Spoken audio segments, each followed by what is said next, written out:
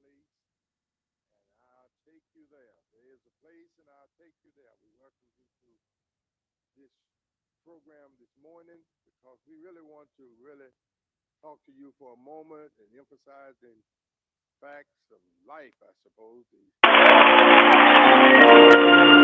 are facing.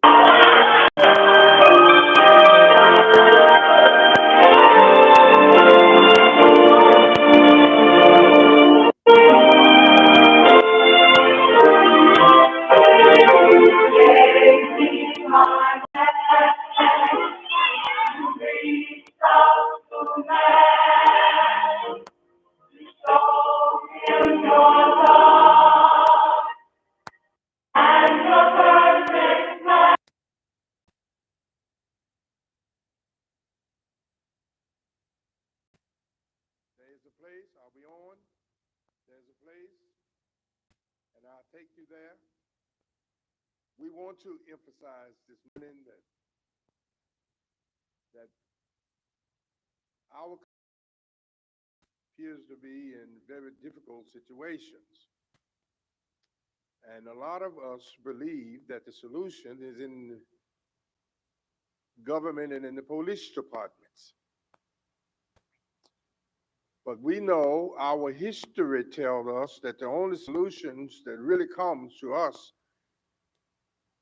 in our community they have always come through the power and the experiences of our churches. Amen. That's where our help have always come from the Lord. And I want to emphasize that as long as we depend and think that our answer to the problems in our community is separate from an involvement of our churches, then we're going to always have a difficult situation. So I really want to challenge you because the purpose of this program, the purpose of this show is to emphasize the things that we need to do in order to resolve many of the crises that exist in our community. I allege that the center of our crisis is economic. And I also feel and believe that, that our economics power will be in our churches. I feel that our churches will have the power if the businesses work in conjunction with the churches. There will be an avenue into the community. There will be also a strengthening of the churches and the strengthening of the businesses. We want to encourage our churches to give support, public support, congregational support to the businesses that exist in their churches. And we want to encourage the businesses in the community to identify a church that is located in the community and give support to that church and work in conjunction with that pastor. Because if we can unify those businesses and the church, and as we lead them in the direction that we feel that they can go, and that is that the church support the businesses in their churches and in their communities, and the businesses in their communities then will give support to individuals who would like to start a business, because this program emphasizes the mentorship program. Because the place that we want to take you is self-employment and self-ownership. So we believe, and this is the place that I know, as a child, I grew up as an individual who were working for ourselves in our own business, developing things in our lives, working together as a community. The whole community stood together. Anything that happened, nothing happened if it didn't happen at the church. All of our social activities, all of our economic functions, all of our plans, everything took place at the church. Church was the center of our lives. And that was the strength. That was the strength that enabled our people to endure slavery. It was their faith and belief and confidence in God that somewhere, sooner or later, God will deliver them out of the oppression that they found themselves in. And ultimately, you know the story. Ultimately, God tied in the unity of the nation with the freeing of the slave. Abraham Lincoln said, if there were any way that I could keep the nation together without freeing the slaves, I would not free them. God tied our deliverance with the deliverance of this nation. And I believe God placed us here in this nation to deliver this nation, even in the circumstances that we face this day. We have to understand that it is our responsibility to participate in solving the problems that exist in our community. And I said the way we can do them is to help establish businesses and jobs for people in our community. And that we believe that if the church participate with the businesses, this can happen. We believe that this can happen because because now I know there are individuals that we never be able to reach. But I believe 50% of the individuals, if they give them alternatives to trying to survive by crime, if we give them an alternative, I believe that they will take it. Because I believe in the scripture, for Jeremiah 29:11 said, for I know the plans I have for you, declares the Lord, plans to prosper you and not to harm you. See, I think that was the responsibility of the church to help initiate those plans that God has placed in our hearts. See, God has given everyone something that they can achieve with. I was watching the George Washington Carver presentation last night, and I watched all of the difficulties that he went through. He was born in 1856 in slavery, and he went through all kind of difficulties to get a decent education. All kind of difficulties, all kind of things that prevented him. But one thing that kept him going and helped him to overcome difficult moments that humans ordinarily would not have been able to overcome, was his faith and belief in the presence and the Spirit of God. He believed, and as I also believe, that the Spirit of God had moments that reveal things to him. Now, I don't. Uh, there were moments he got by himself and sat out in the field and did things like that, and he said his revelations come. But I can tell you when my revelations come, and I know that they come because they're revelations that have guided me all of my life. Early in the morning, early in the morning, after when I wake, at the moment when I wake up, God reveals to me the solutions. He reveals to me the things, the challenges that I'm going to have today, and the solutions to every one of those problems. And I think God does not only does that, He does that to everyone. He does that for everyone who commit themselves to His principles. First, 2 Peter 3:1 says, uh, His divine power has been given to us, every one of us, and provide for us all that we need through the glory of God through our knowledge of Him. He He has put into us, every one of us, a solution to the difficult moments that we have to face each life.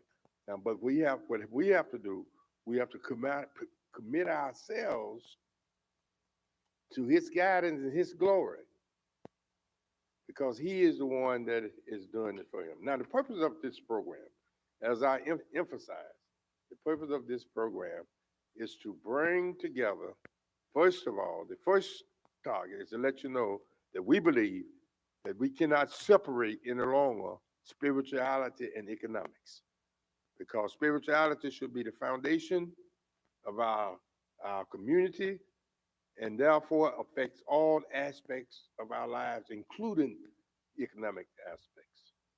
We believe that if the business are involved in the spiritual guidance from the church, then there will be no negative experiences as we challenge our business to work with our community. I know there are some instances you said we got businesses that half do jobs and not work consistently, don't do the right thing, not give right support, try to undermine the situation. But that's why we need spiritual guidance. We, the people, will have more confidence in your business if you were willing to work in conjunction with the church, conjunction with the pastor, and you can have some more support from the people in the church because they will believe since you are spiritual that you're going to treat them fair, you're going to do the right thing, you're not going to half do the job, you're not going to overcharge. All these are elements of strengthening our community, and we must do this. So the purpose of this is to bring together the churches and these businesses to work together to strengthen the community. And when they are working together, identify individuals in the congregation and in the community who would like to start their business and be a mentor to those individuals. In other words, help them to start. Now we have, of course, attorneys that are working with us. We have a Penny Hughes who have been on the show and have expressed how she will assist you into getting grants and working in conjunction with the SBA and how to get grants from them, work in conjunction with the city and the state. She will guide you legally through many aspects. Also, will participate in helping to incorporate those individuals who need to LLC or incorporation, whatever they need to help them to get started in their business. At the present moment, I am working with a couple of individuals who have expressed special interest in assisted living facility. And this is why I know that there's an alternative to, to being successful in business and not have to do it illegally. Because yes, the Lord blessed me to be here at Concord, but I also have a business that I could have done with a high school diploma. And in that business, the Lord has blessed us to the extent that we probably, if everything go accordingly, we will almost do $1 million worth of business this year. This is with a high school diploma. Now, there are many areas. We have had different businesses who come on this show to explain to you how they will work in conjunction with you, share with you, help you to get started. You can guide. I have individuals. We are projecting to expand this year with our business, JL Care Enterprise. Maybe we have you to start calling directly to us as well as to the church number, because we will be expanding into Randallstown this year, where we will be working in conjunction with mentoring individuals who will be coordinating the businesses in Randallstown. So only thing I'm saying to you is there's an opportunity for you to call this station. If you want to start a business, call us, let us know. We have people who are ready to work with you. We also, as you know, in order to really achieve what we are trying to do, we know that our plan suggests that we want to encourage the school system to put industrial arts back into most of all of our schools. So those individuals who may not be going to college, who may not be even graduating high school, can also be in these churches and be mentored in the trades and the training that they get in high school. And they can be effective business people even though they may not finish high school. They can be effective business people even though they may not be able to go to college. By allowing the church help them to get started and mentoring them in their business. We want to tie all of this together. And not only that, We know that if we really going to succeed in eliminating 50% of the crime, we're going to need the major business to participate. And we need the major businesses to tie home ownership with employment.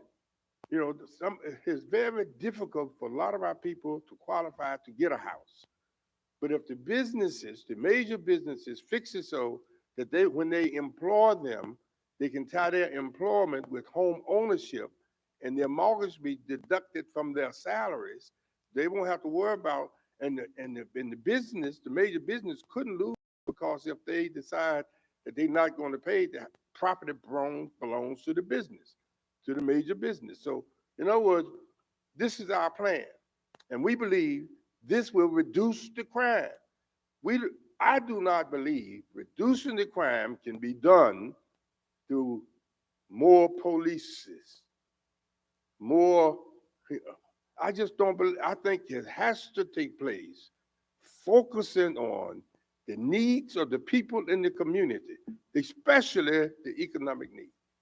And that's the three-phase project, three-phase points that we want to make in order to transform our city and our community. We are thankful that we had churches participate out of Washington, D.C., and we want also, if you're listening to us on Facebook or something, we want you to encourage to use this same method across this country, throughout every city and every state, because we believe that we, as you know for yourselves, there will not have been a civil rights bill, a voting rights bill, if the churches had not been involved in it. There were marches across this country that were led by churches and pastors that made the civil rights bill come into effect, that made it so that we can have a chance to cast our vote. There were so many Jim Crow laws that prevented black people from voting, all kind of strategies they used. And they also trying to initiate strategies now that would prevent us from voting. The church must step up. The church must take action. The church must reach out to our small business, and the small business must reach out to the church. And we can reduce crime in our community. I want just to share that with you because we have a pastor with us today, and we're going to be talking with that pastor in his what's going on in his church and in his participation in this plan and this program. We've had many pastors who have committed themselves to working in conjunction with the small business in their communities and in their churches. We continue to encourage them to continue to work. Those pastors who have been on the show, we're going to be calling their names eventually. We're going to step up to another level.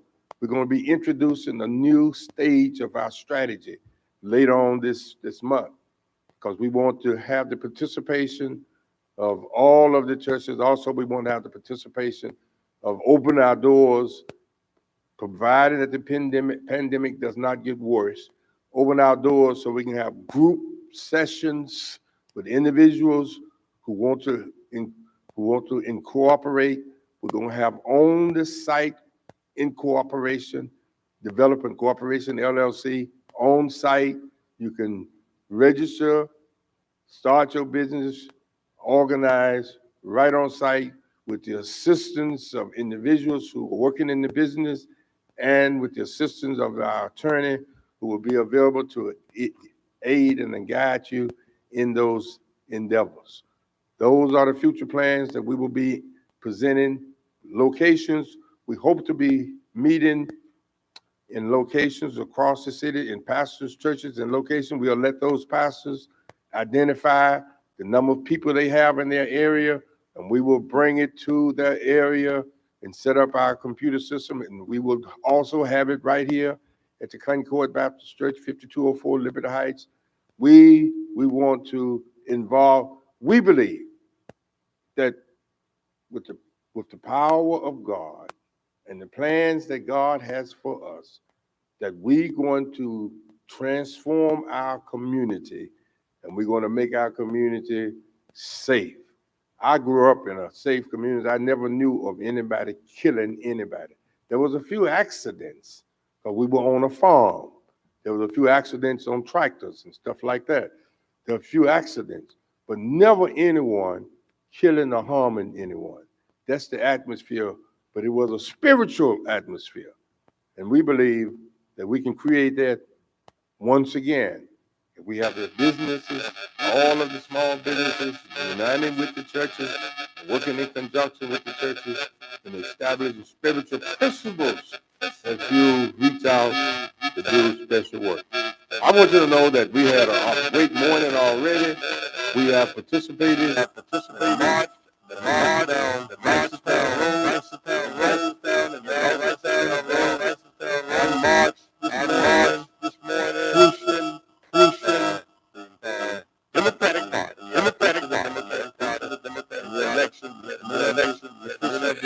Officials out there who were running for office, but I was glad that Concord was represented there. We had two major representation groups there. We had the younger children were marching. They were as a professional as the marching band from the universities and the high schools that were there. They did a fantastic job. Then he had the school. The development of the square school was represented there, and it was a beautiful experience. I couldn't stay there through all of it, but they were marching and cheering, and people were gathering all up and down the street this morning. You probably be seeing it on television. It was a glorifying experience. We have representatives from different positions that are running. We had also representatives from the sheriff department and the fire department and the high schools, and it was a fantastic experience this morning.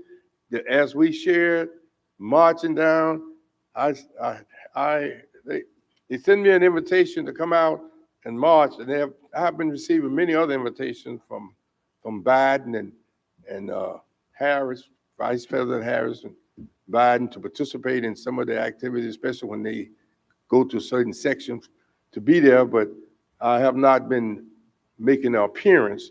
But this time I did, and it was a wonderful experience because I got a chance to see Concord activities, the value that we need to place on the children because, as you know, because of the pandemic, the suicide rate among children have drastically increased. So all of special activities like this and having the children involved in doing things going to help greatly. There were several high schools, several groups, a lot of nice, wonderful children experiences out there this morning. But this is going to contribute and help, them to release some of the anxieties that have been built up during this pandemic period. So we celebrate with them and we celebrate with the activities that took place this day. We encourage you maybe to watch it on some of the television stations that were out there and see all of our children, black children, white children, all kind of children out there, Hispanics. It was it was a Hispanic group doing a special activity out there. Nice experience that took place this morning.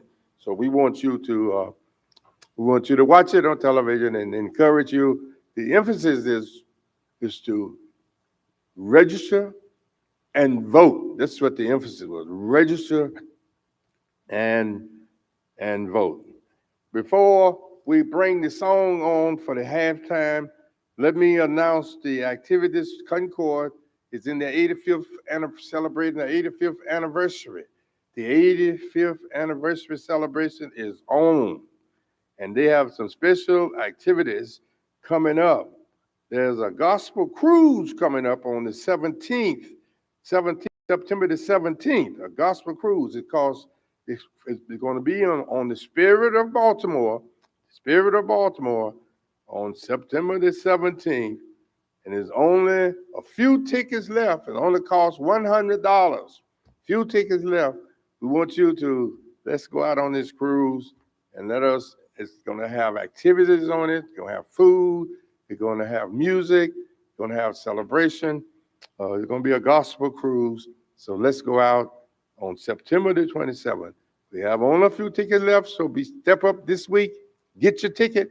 Call 410-367-1117 and get your ticket so you can be on this cruise with us. And also on the 25th of September, guess what? The Ravens going to be playing the Patrons. That's the 25th of September, 12 noon. We have our services at 10 to 11. But at 12 noon, we're going to have a big screen on the parking lot. Come on out and watch this game with us on the parking lot. That sounds right exciting. Here. That sounds exciting. Right here on the parking lot. Amen. We're going to watch the Ravens beat the Patriots. Food involved?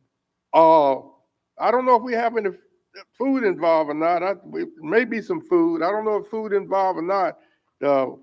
This will be on the 25th, so I'm sure there'll be other announcements, whether or not there will be food. I know the last time we were out there this summer, we had fish and chicken and all that on the parking lot this summer already, but I don't know if any food, but we want to invite you to come on out and join us on the parking lot and watch the Ravens beat the Patriots.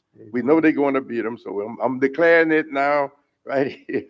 Also on October the 9th, the Hour of Power, Eric Wendell and the Abundant Life Singers going to be recording here at 6 p.m.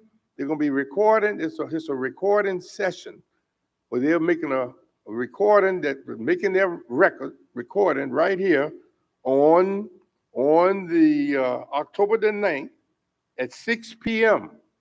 here in our sanctuary. The recording will be, and they're going to be singing. We invite you to come.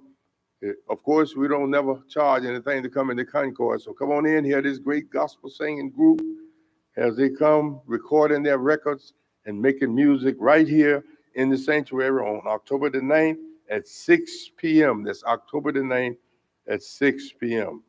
And also our anniversary worship experience on October the 16th, 10 a.m. We have a special speaker coming to us, a special speaker, a young educator, she has extensive experience in working with Johns Hopkins Hospital, and she grew up in the church. Her family grew up in this church. They worship and participated as officers of the church. We are delighted to have her come back and be our speaker on that day. Y'all I know you're wondering who it is. That's all right. You'll find out when you come. Praise the Lord. At this time, we're going to have the music. The music will come. We know that we can do it. The music at this time, Logan.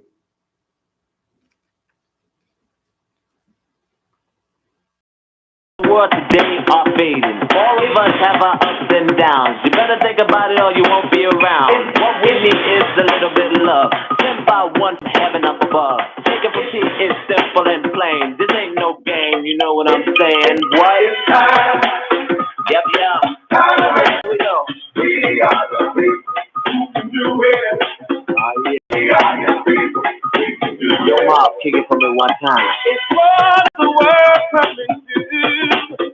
Seems like everyone is running from the truth. Yep. We don't care that they're fine. Walking through the night. We're the people, we can do it if we try. I know we can do it. Somebody ask me, what do we have to go through it? Living day to day.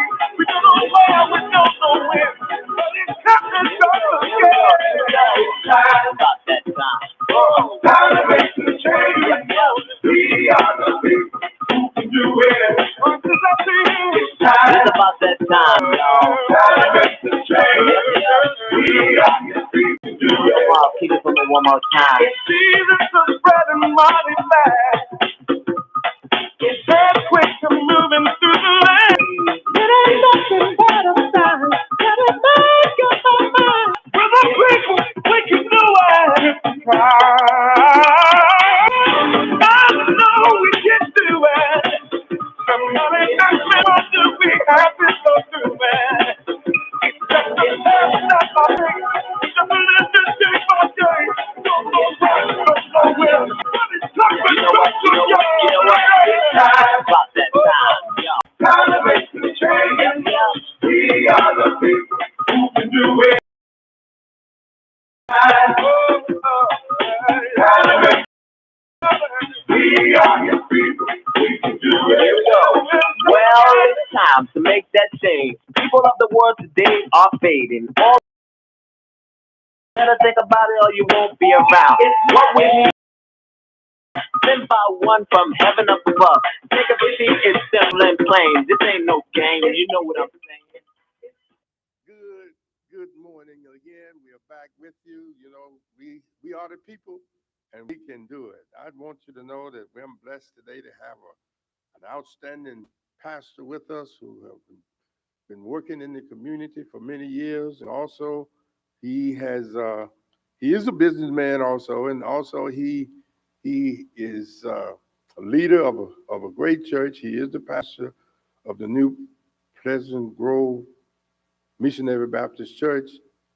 That is, the address is 3300 Elmore Avenue, Yes. Baltimore, Maryland 21213. He's going to announce that address again. We have the Reverend Dr. Haywood Bradley sharing with us this morning. I'm so glad to have you. It's a blessing. Thank the Lord that you had the opportunity to come and share with us this morning. Well, I want to say good morning to the radio listening audience, and I want to thank you, Dr. Jones, for allowing me to be a part of this great communication this morning as you are outlining some strategic efforts in order to bring healing to a crisis that is in Baltimore City, surrounding counties, and even throughout our nation. Urban plight is a major issue throughout our world.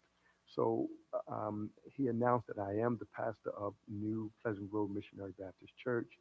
We're in East Baltimore, and the address is 3300 Elmore Avenue.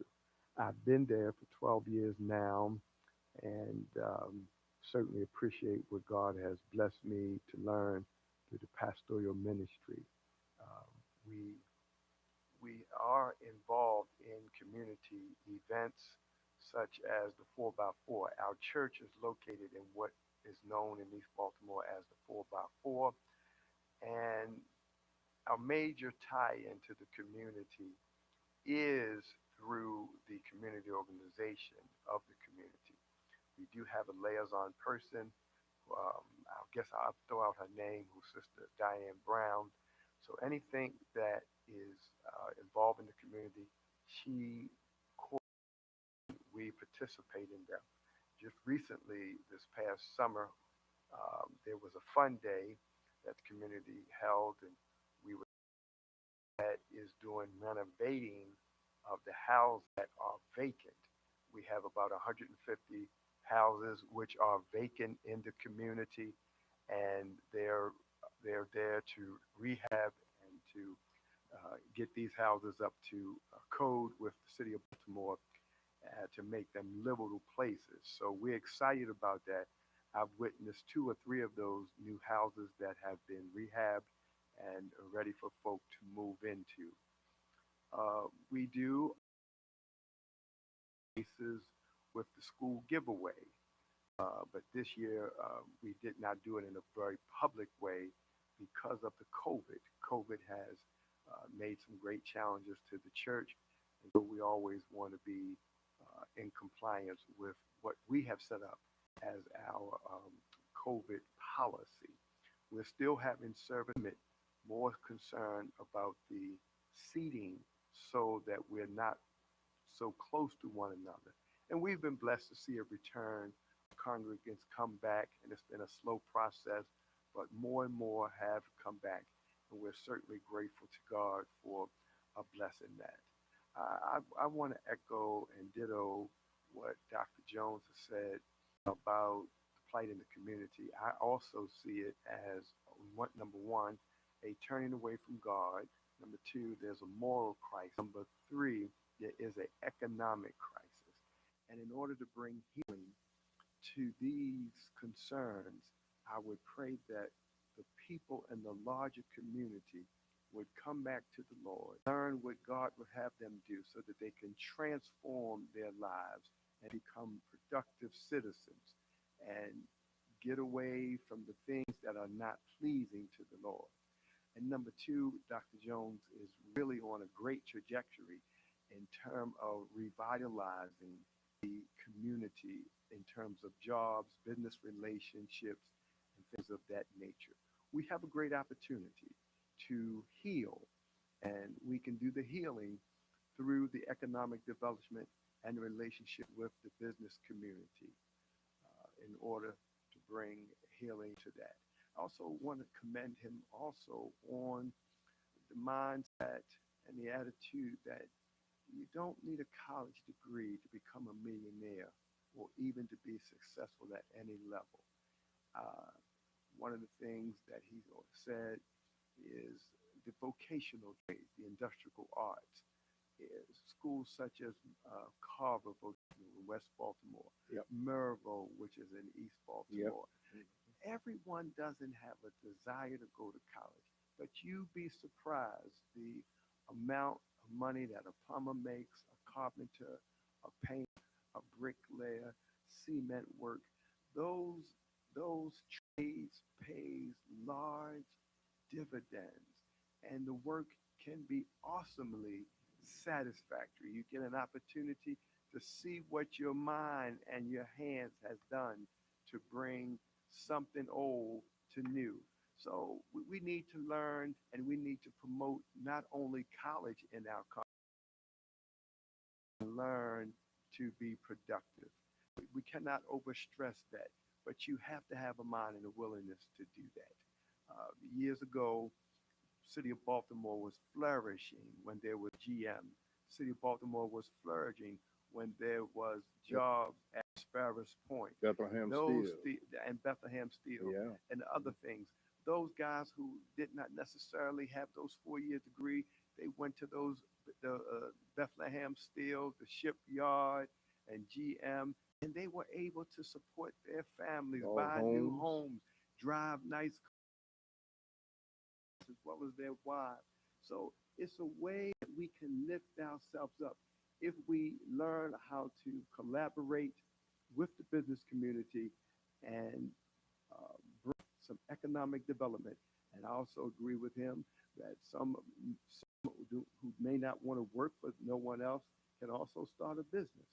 He has a way of introducing entrepreneurship in the community. So I'd encourage you to call the radio station, connect with Dr. Matthew Jones. I've always known him to be a man of enterprise. He's a man full of energy, great ideas. So we look forward to collaborate with him in the efforts of bringing healing to the community. So thank you, Dr. Jones, for allowing me to speak. Are there any questions? Yeah, that you we would like thank to address? thank you for coming and sharing with us. And we know that in your congregation that you said you have a person who is already designated Yes. to relate to business relationship. So you'll be able to activate her Yes. and give guidance to there may be, as you indicated, if there are businesses already taking place in your community, redeveloping houses and that type of thing. Maybe we should be able to reach out and bring those into the congregation so the congregation gives support to. So, Absolutely. It was previously high. I just can't remember the new name. They've undergone some changes, but the same method is in process.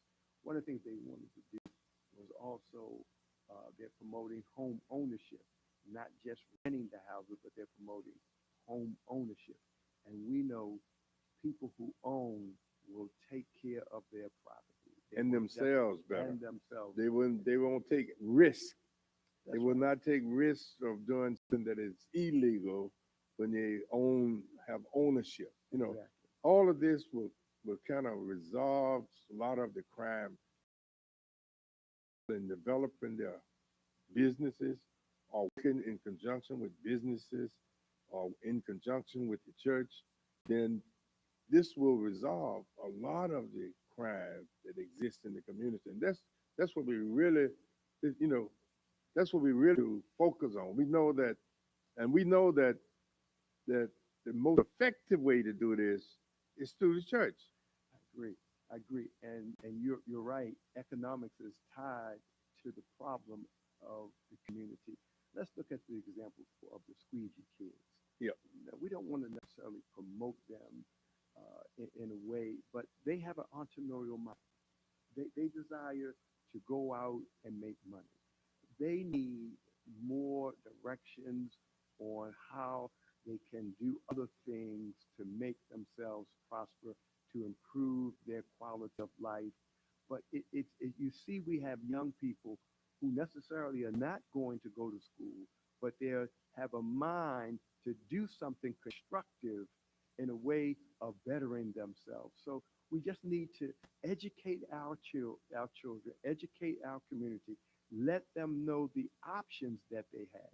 The other day when you and I were talking, you said one of the key things for every individual is to learn their gifts. Yeah. Once individuals learn their gifts, then they will be directed to go towards things that they will be happy in And as, successful. as well as satisfied and successful. That's right. Yeah. So everybody, because I believe everybody has some kind of special talent Absolutely. or gift.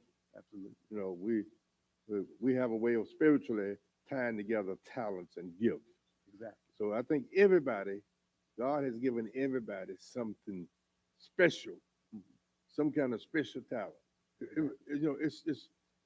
It's no coincidence that Michael Jordan was a great player. No coincidence. No, that's no coincidence. It's no coincidence that those who have demonstrated. Last week they had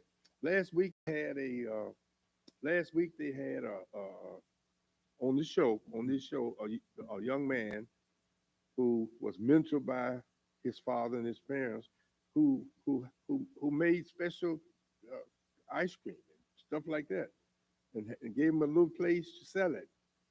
So these individuals who will squeeze you out doing, if we can work with them, Right. mentor them, Right. and help them to create, that interest that they have in being in business. Exactly. This may be an indication that they have a real genuine interest in self-employment.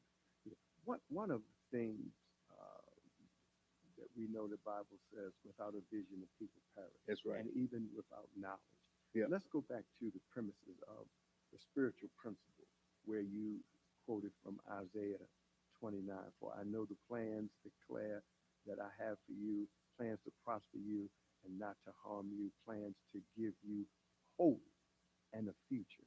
Yeah. If we look at the spiritual aspect, what the Lord is speaking to us, apply his principles in our lives and our businesses, even through education, whether it be vocational or academic, we can really see a change if you follow the principles of God and let the Lord lead you as he shows you who you are, what he would have for your life.